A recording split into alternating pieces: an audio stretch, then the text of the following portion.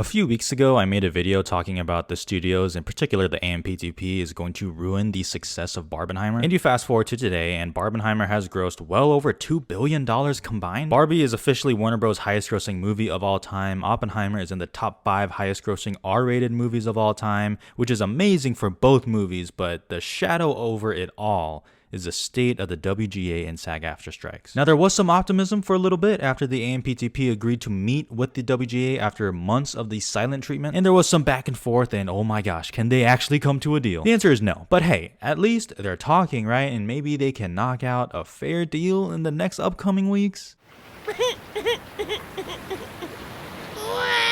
Dune Part 2 has been delayed. So after blacking out and falling to my knees and going through the 5 stages of grief that I was going through, I got legitimately sad and mad. Now listen, of course there's some personal selfish reasons for that, right? I mean, it's only human nature to just be disappointed when something you're excited about gets taken away or delayed a little bit. That's normal, that's fine. But I got sad and queasy and mad about it because the Dune Part 2 delay speaks so much more than just a highly anticipated movie getting moved back a few months. Let's discuss that. So Dune Part 2 was slated to come out on November 3rd. Not only was it set to be probably the biggest movie of the year since Barbenheimer, but it was really supposed to be that big stamp and kickoff on what studios and moviegoers alike hope would be a great fall-winter slate. I mean, just look at some of the films that were lined up. And as of this recording, we are a little over 2 months away from that date, which means that Warner Bros. Did not feel that 2 months of promotion would be enough to warrant Dune without the publicity of their high-profile actors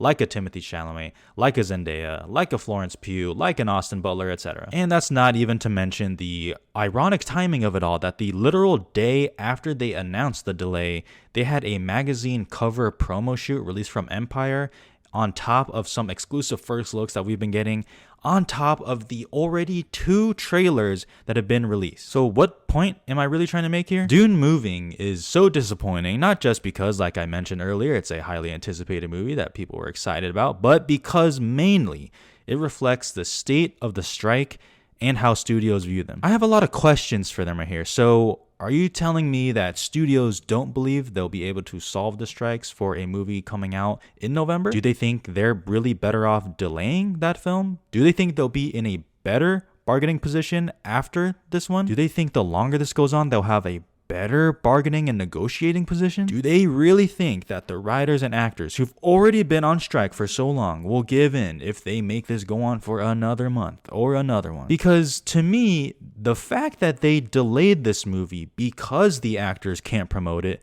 just proves the point of how important actors are to movies besides reciting lines. Because I look at this and I just see that they'd rather hurt themselves and lose money than just agreeing to a deal now, getting that promotion in what is still a booming time for moviegoing. Like, let's take a step back here. They just pushed one of the biggest movies of the year instead of just paying the very people who made that movie possible. Bottom line is they just don't care right now. I mean, the blame falls on the AMPTP. They chose to wait months before even agreeing to talk. And as of now, they're still not even talking to SAG-AFTRA. They recently released the details of their counterproposal. They could have chosen to offer that counterproposal months ago. And maybe, who knows, they would have hammered out a deal by now. But because they gave the silent treatment and refused to engage and tried to wait and wait, thousands of people are out of work, and now just everyone is losing. And look, a lot of situations in life, there can be blame on both sides, and I like to think I'm a fair person when it comes to those.